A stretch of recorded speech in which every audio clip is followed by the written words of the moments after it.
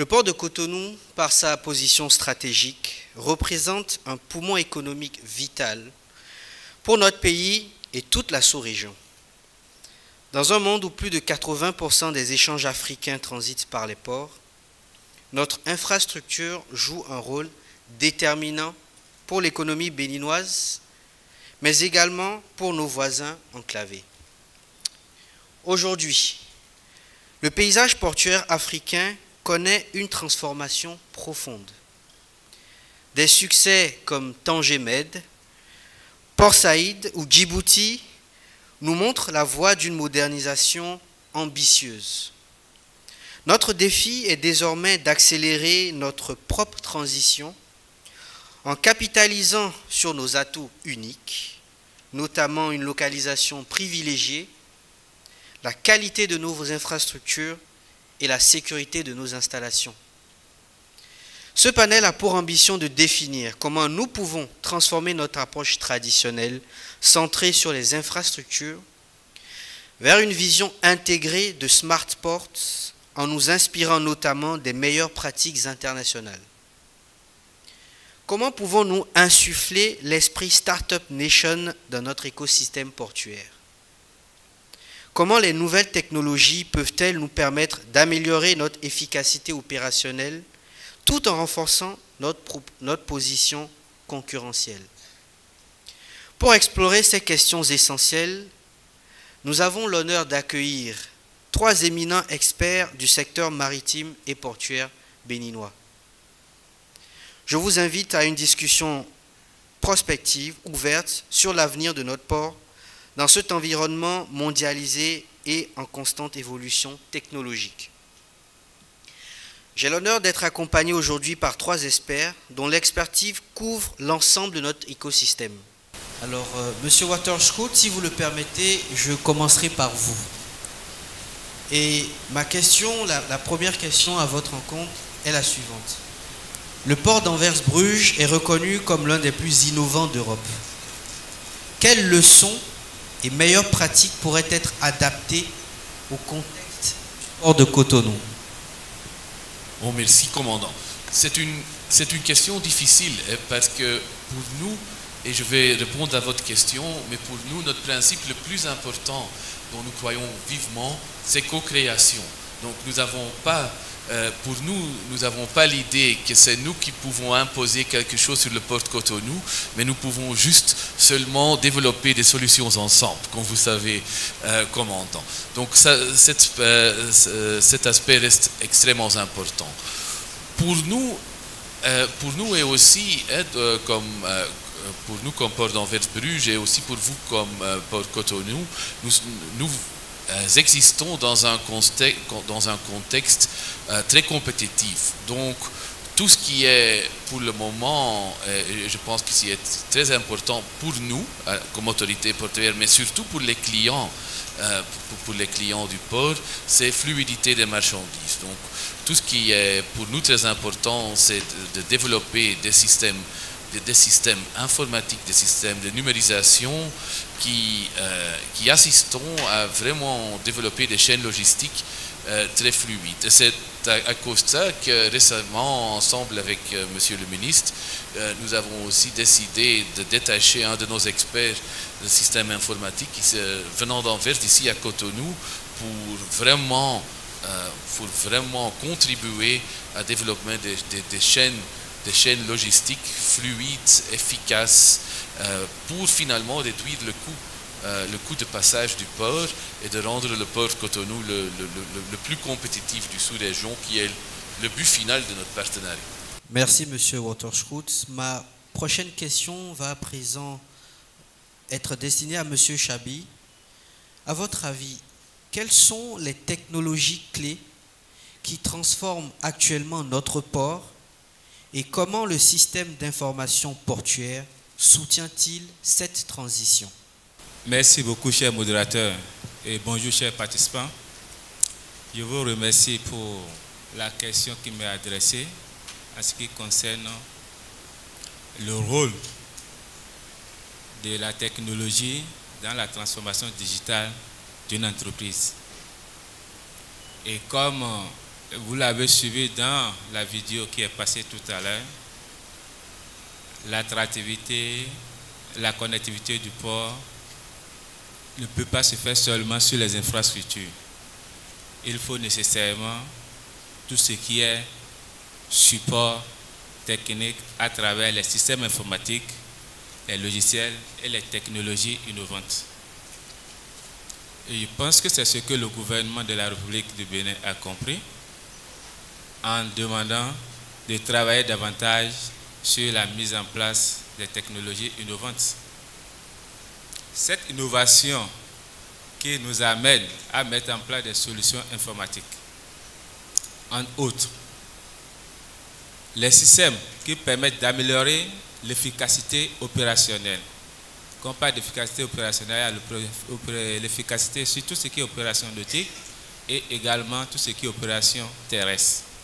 Donc, tous les systèmes informatiques qui doivent nous permettre de piloter les opérations de façon efficace et efficiente pour gagner du temps dans le traitement de l'information sont des solutions technologiques qui doivent nous accrocher, sur lesquelles nous devons travailler pour leur mise en place.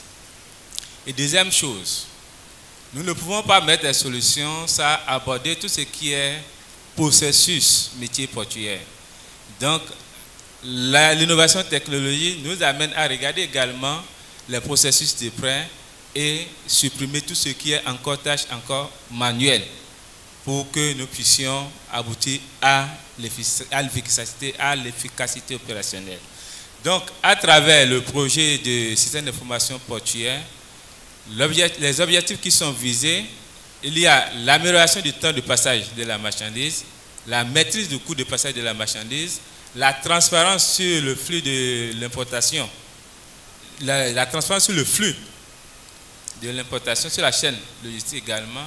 Il y a également l'anticipation sur les goulots d'étranglement qui pouvaient survenir lors du traitement de l'information. Cela permet également de mettre en place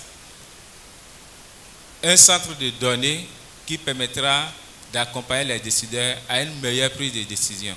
Je vous remercie. Merci bien, Émile, pour cette brillante présentation. À présent, Monsieur Tur, dites-nous, face à la concurrence régionale inéluctable des autres ports ouest africains, quels sont les atouts différenciateurs de Bénin Terminal et comment les nouvelles technologies vous aident-elles à optimiser vos opérations? Merci, commandant. Permettez-moi avant tout de féliciter le port autonome de Cotonou pour ses 60 ans. Bravo et merci de nous avoir invités.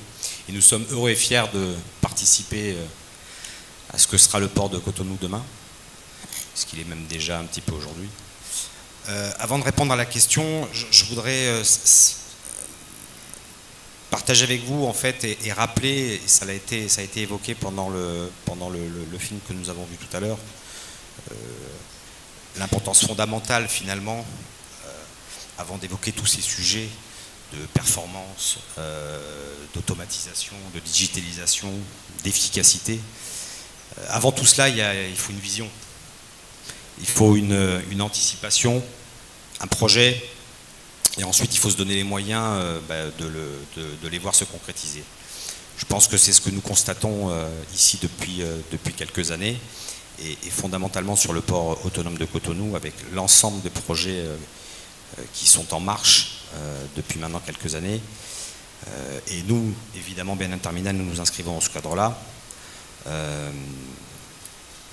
Pas parce que nous trouvons cela intéressant, mais parce que nous y croyons réellement.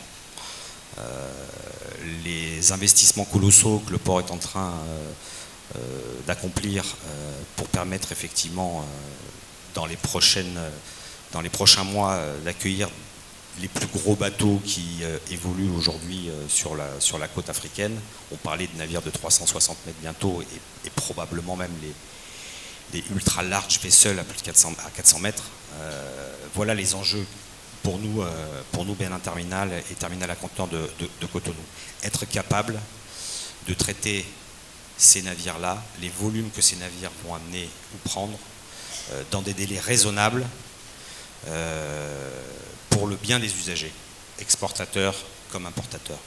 Et au-delà des investissements sur les infrastructures portuaires, évoqués par le port dans le film de tout à l'heure, au-delà des investissements que des compagnies privées comme les nôtres peuvent être également amenées à développer pour traiter l'ensemble de cette volumétrie, il y a les hommes, et puis il y a la technique, il y a les systèmes d'information, il y a cette capacité obligatoire qui est la nôtre de faire en sorte, on l'a rappelé tout à l'heure, que tout puisse concourir à ce que les temps de passage des marchandises soient les plus courts possibles. En fait, tout l'enjeu est là. Quand on regarde, j'ai pas les chiffres en tête spécifiquement pour le port de Cotonou, mais j'ai une petite expérience sur un certain nombre de ports africains et sur la côte. On a connu des temps de passage qui étaient au-delà de 3 semaines pour un conteneur entre le moment où il débarquait et le moment où il était enlevé du terminal.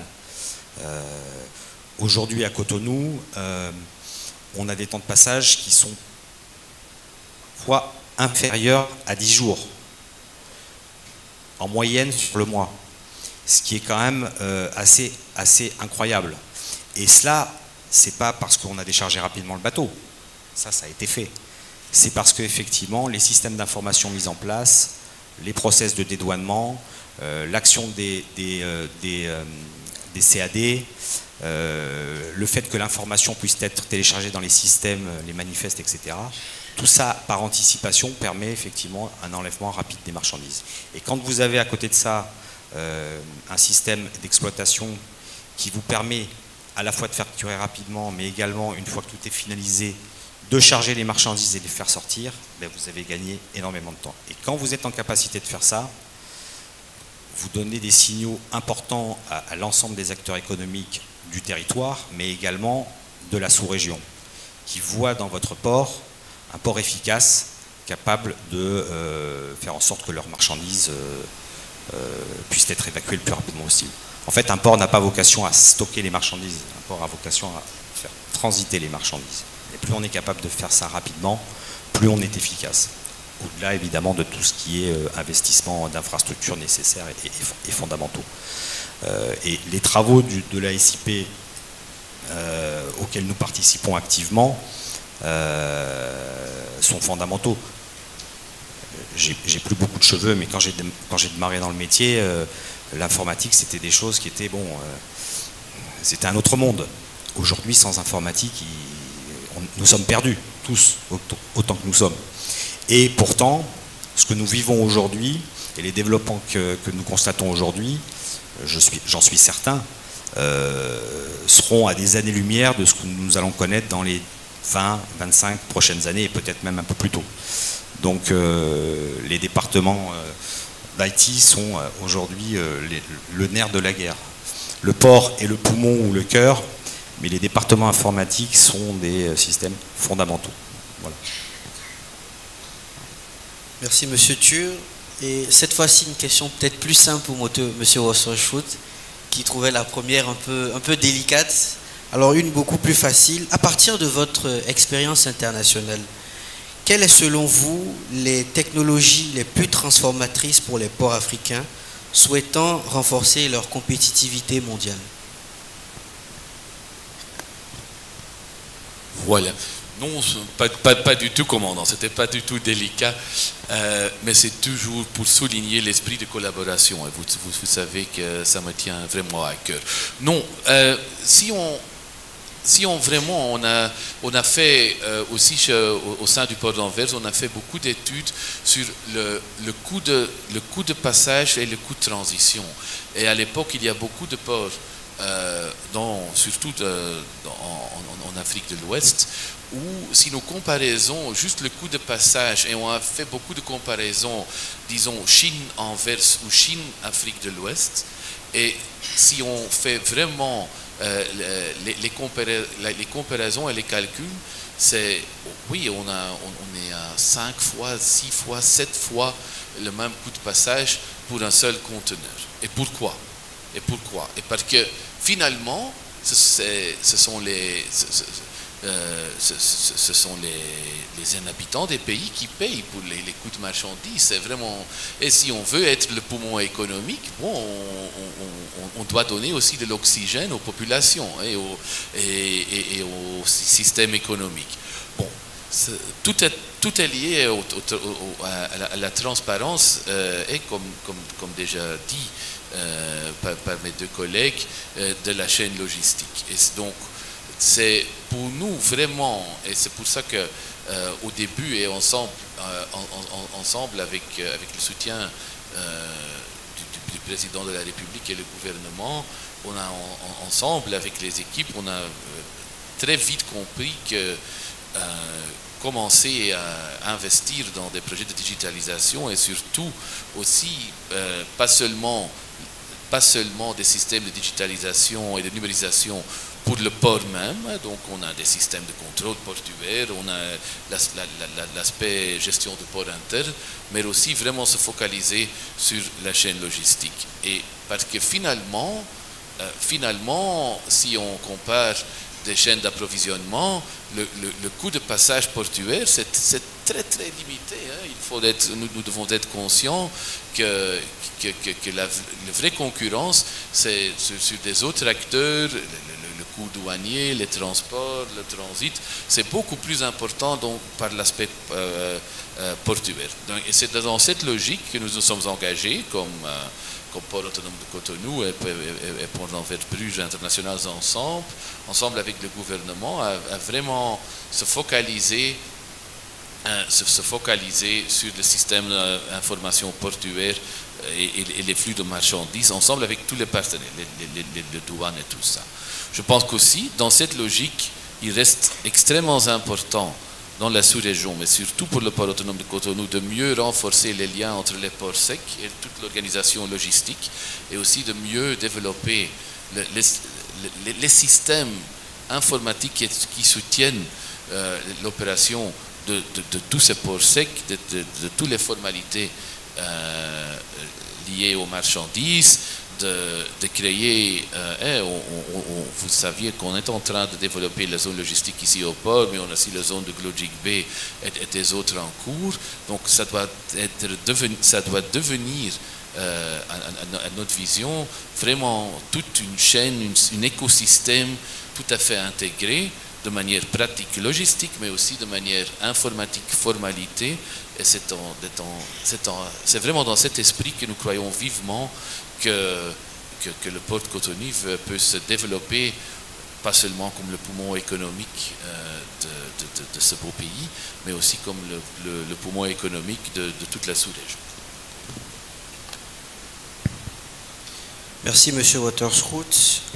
Je vais à présent revenir vers mon collègue, M. Chabi. Selon vous, quel est le plus grand défi auquel le port de Cotonou est confronté dans sa transition vers un smart port et quelles solutions innovantes pourriez-vous proposer? Merci beaucoup, commandant. Et les défis auxquels sont confrontés la plupart des entreprises qui font l'option de digitaliser, de faire de la transformation numérique, de la transformation digitale, il y a le défi de cybersécurité auquel sont confrontés. Parce que quand vous travaillez à dématérialiser, à digitaliser, c'est que vous devez quand même garantir la sécurité de l'information. Et la donnée est une denrée très chère pour toutes les entreprises qui se veulent innovantes. Il y a le défi aussi lié à la gestion des risques. La gestion des risques, comme vous le savez, le choix, il n'y a pas de choix technologique sans de risque qui y va.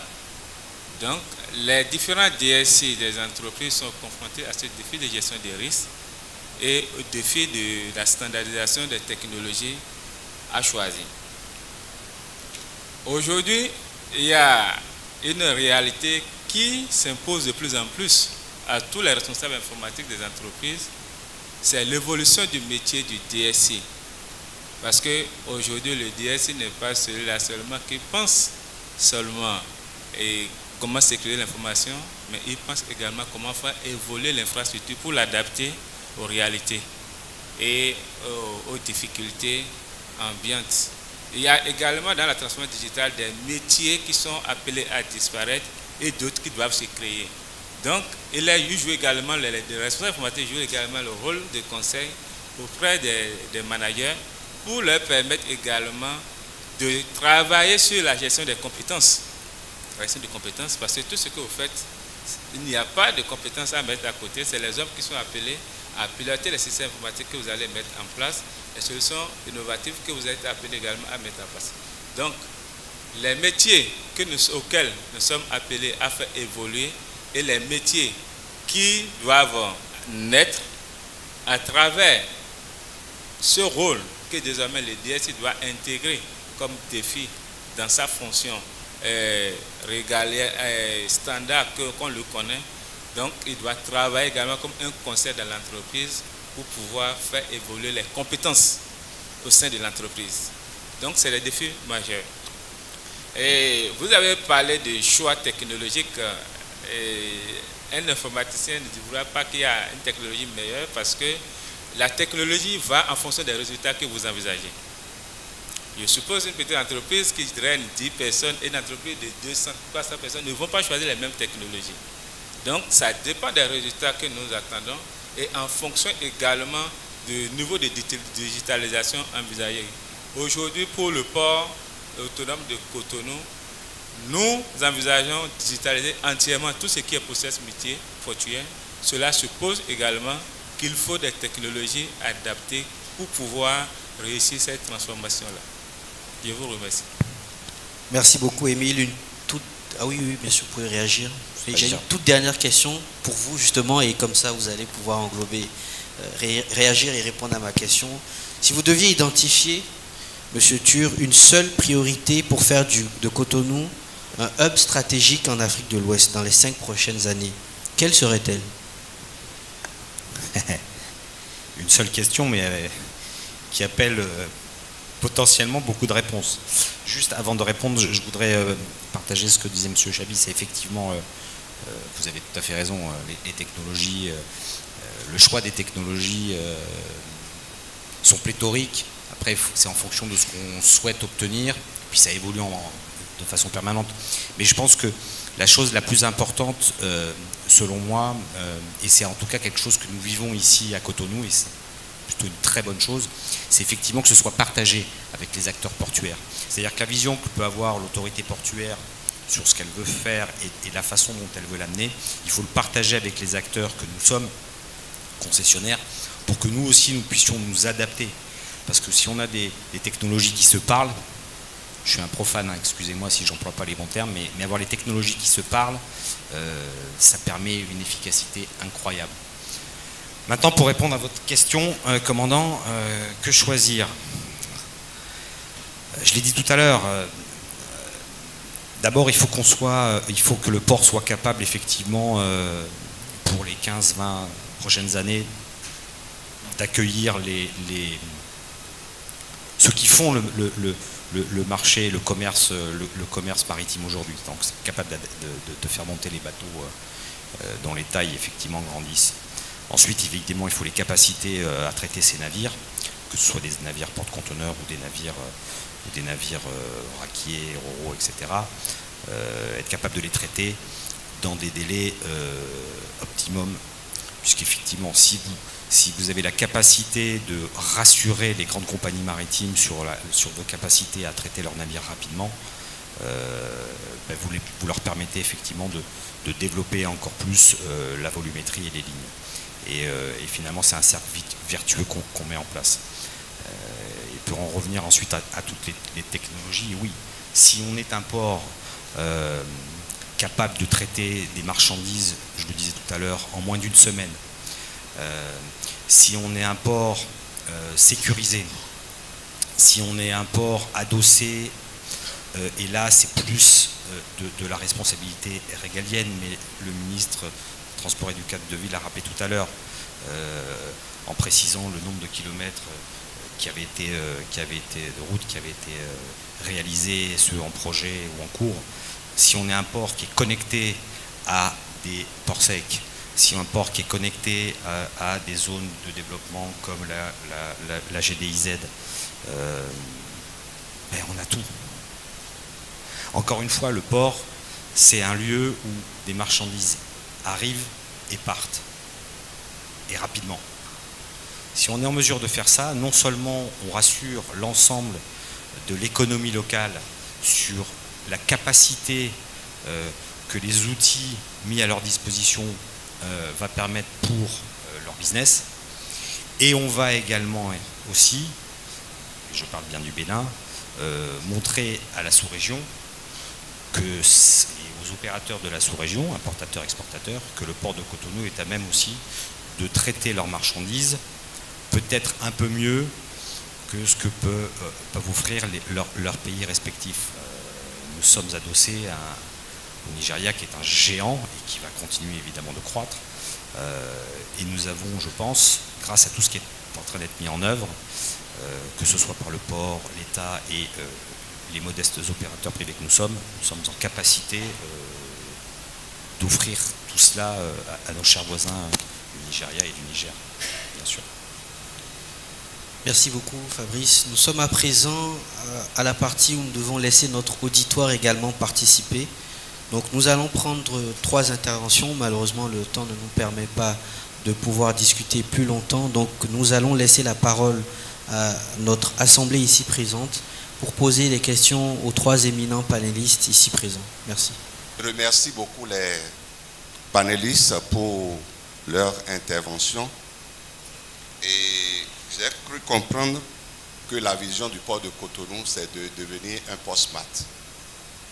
Et j'ai aussi entendu les défis relevés et par cette option que le port de Cotonou se donne. Et je voudrais faire une contribution, ce n'est pas une question. Parce que le port smart, cela s'entend d'abord des disponibilités, des conditions. Le port smart est basé sur 2 facteurs, 2 piliers essentiels d'abord. L'interconnexion, et dans l'interconnexion, il faut voir les réseaux qui constituent le secteur portuaire et maritime. Je vais nommer le réseau des navires, le réseau des acteurs, le réseau des ports. Et je me demande, quand on fait ce choix-là, aujourd'hui, déjà au niveau des réseaux, est-ce que nous avons aujourd'hui au Bénin l'Internet disponible pour faciliter l'interconnexion? Est-ce que nous avons l'énergie disponible pour faciliter l'interconnexion? Est-ce que, comme l'a dit le directeur de Bénin Terminal, c'est bien cela. Tout à l'heure, il demandait, est-ce qu'il y a la capacité que les différents acteurs puissent communiquer entre eux? L'autre pilier, c'est l'automatisation. Et j'ai écouté. Quand on parle d'automatisation, on parle de la... ce n'est pas que la digitalisation, l'automatisation. C'est qu'il y a moins d'intervention ou bien pas du tout d'intervention humaine dans les opérations portuaires. Alors aujourd'hui, est-ce que nous avons suffisamment vraiment de trafic pour pouvoir investir dans le domaine de l'automatisation du port de Cotonou? Est-ce que l'automatisation globale, c'est de l'automatisation globale nous parlons, ou bien d'automatisation partielle où nous avons l'Internet des objets pour faire communiquer les navires intelligents et les conteneurs intelligents? Est-ce que c'est de ça nous parlons?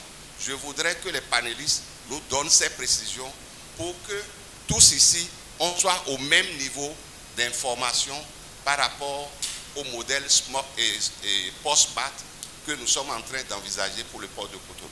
Merci. Moi, c'est Héloïse Baudren. Je suis employée au port et ma question est en rapport avec la rentabilité des ports. Alors, j'aimerais savoir particulièrement au port de Cotonou, comment est-ce que la digitalisation des processus de gestion contribue à sa rentabilité? Merci. Je remercie le doyen Godonou qui a posé des préoccupations qui concernent la disponibilité des services offerts à partir de la transformation digitale. Puis vous demander si Internet aujourd'hui, au regard de notre ambition d'aller vers un port smart, peut nous permettre de réaliser cet objectif. Je peux déjà vous dire que le port autonome de Cotonou travaille à mettre en place un réseau privé. Et ce réseau privé permet de garantir la disponibilité des services, même si Internet n'est pas disponible au sein de la communauté portuaire. Donc, pour vous dire que cette ambition que le port envisage, il met les moyens à disposition pour pouvoir les réaliser à court, moyen et long terme. Vous avez posé également le défi énergétique. Et c'est heureux que Poabi est là, parce que les dirigeants actuels du port autonome de Cotonou travaillent également énormément pour l'autonomisation énergétique, parce qu'ils veulent mettre en place des sources énergétiques additionnelles qui peuvent nous-mêmes conduire à une autonomisation totale pour que les acteurs de la communauté portuaire puissent en disposer pour pouvoir satisfaire mieux les clients. Et cette autonomisation énergétique permet de créer de la valeur ajoutée au niveau de tous ces acteurs privés qui opèrent sur la plateforme portuaire. Vous avez posé également la problématique de savoir si la transformation digitale que nous sommes en train de faire, elle est partielle ou totale. Il s'agit d'une transformation totale pour que nous puissions arriver à minimiser les erreurs dans le traitement des données, à gagner du temps et de l'efficacité dans les opérations et également mieux satisfaire les clients, parce que aujourd'hui, le défi majeur pour nous, il y a la maîtrise du temps de passage de la marchandise et le coût du passage de la marchandise, et en plus de ça, permettre également au port d'offrir des services de qualité à ses partenaires. Parce que vous ne pouvez pas parler de la fourniture des services si vous n'avez pas de système informatique disponible, capable de répondre aux besoins de vos clients. Donc, du coup, ça fait partie des défis énormes sur lesquels tous ceux qui sont du domaine IT du PAC travaillent pour pouvoir mieux satisfaire les clients. Il y a une préoccupation concernant également la valeur ajoutée de la digitalisation dans l'entreprise. Quelle est la valeur ajoutée de la digitalisation dans l'entreprise? Je vous remercie pour cette question. Beaucoup de gens posent cette question, et surtout le syndicat, et ce qui est légitime, parce qu'il y a pas de débat du syndicat, parce que le syndicat est le représentant du personnel. À travers ce syndicat, je vois l'expression du besoin nouveau de tout le personnel. La transformation digitale, est-ce que ça ne va pas nous conduire à une, comment vous appelez, à un licenciement et autres? Et je pense que votre question, même si elle n'est pas dite de façon explicite, reflète une partie de cette préoccupation. La transformation digitale, en réalité, vise à faciliter le travail à l'employé, à l'opérationnel. La transformation digitale permet également de gagner du temps. Parce que lorsque vous faites une opération manuellement et qui vous prend plus d'1 minute, vous n'êtes pas à même de répéter ça sur plusieurs temps. Or, cette transformation digitale vise à standardiser et à garantir non seulement l'excellence opérationnelle, mais aussi la qualité du service et la qualité des données qui est échangée auprès des acteurs. N'oubliez pas que quand on parle de la transformation digitale au port, il y a également le défi lié à l'échange de données entre les systèmes informatiques de la communauté qui appartiennent à différents acteurs. Et ces différents acteurs ont besoin de donner d'une structure à une autre. Donc, imaginez que quelqu'un qui vient demander à enlever sa marchandise au port doit aller payer manuellement sa facture au port de Cotonou, aller payer manuellement sa facture chez Benin Terminal, aller payer manuellement sa facture chez autant d'acteurs qui doivent émettre leurs factures. Imaginez tout le temps qu'ils doivent mettre. Or, aujourd'hui, nous sommes arrivés à mettre en place un guichet unique à travers lequel toutes les factures sont émises et payées en bloc.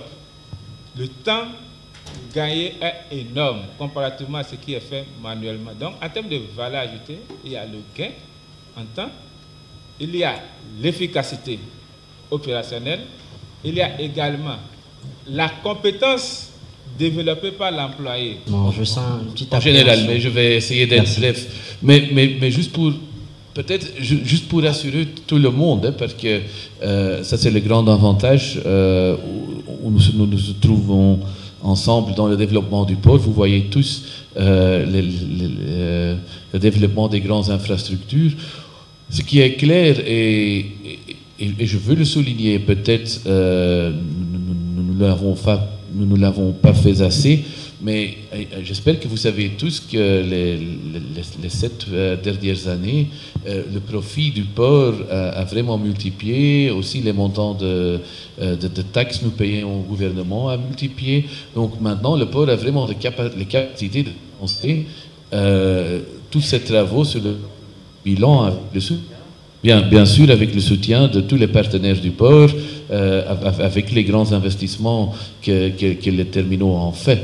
Donc, on a, et allez, on doit avouer, tout le monde le sait, et toutes les institutions financières, les banques privées, mais aussi la Banque africaine de développement récemment, ont exprimé leur confiance dans le plan d'affaires du port autonome dans le modèle de gestion actuel. Et ça veut dire vraiment qu'aujourd'hui, on est prêt à rembourser. Et il ne faut pas oublier que maintenant, frontière avec le Niger est fermée, le Nigeria, il y a beaucoup de défis. Et quand même, dans cette période difficile, le port, comme a souligné Monsieur le ministre, le port a vraiment montré résilience et a montré les capacités de financer tel grand projet. Donc, en général, et comme étranger, c'est facile à dire, mais pour moi, c'est vraiment, j'encourage beaucoup d'amis béninois de montrer fierté que si dans le port, être fier que le port a gagné la capacité de réaliser et financer tel grand nombre de travaux importants. Merci. Merci, Monsieur Water. Chaque acteur privé, Benin Terminal, groupe AGL, groupe MSC, évidemment, nous participons à cet effort, j'allais dire, au travers d'un certain nombre de redevances, etc.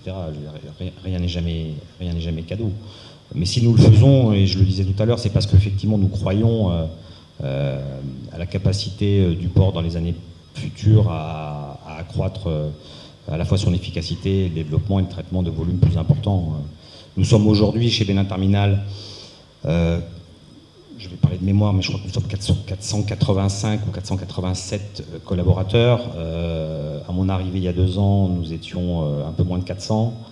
Donc notre progression en termes de ressources humaines croît, indépendamment des automatisations qui effectivement sont nécessaires, indépendamment de la digitalisation qui est en marche et qui préexiste dans un certain nombre de domaines.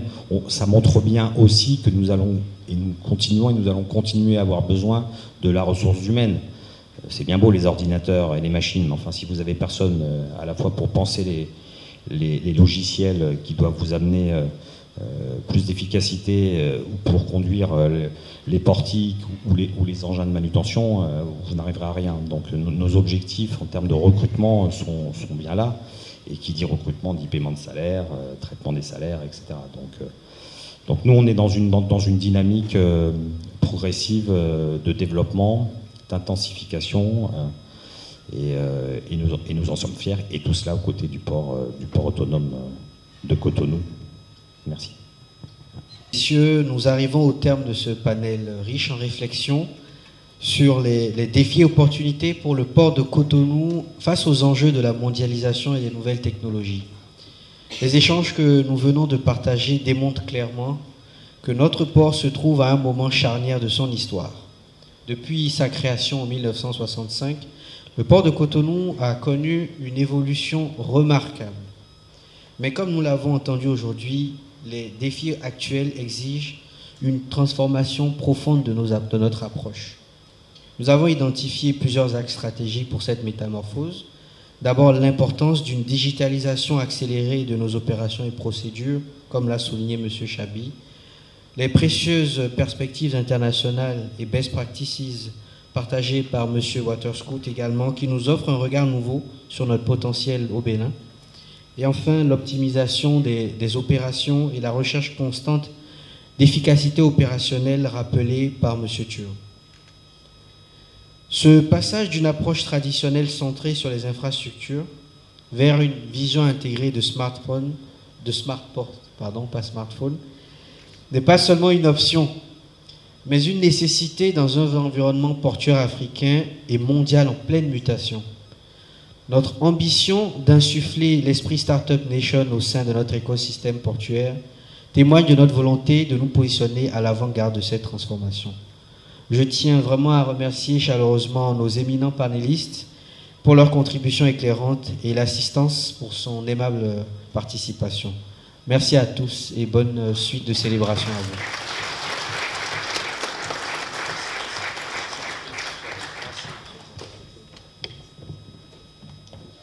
Une petite photo de famille, s'il vous plaît, chers panélistes. Merci, avant de regagner vos sièges.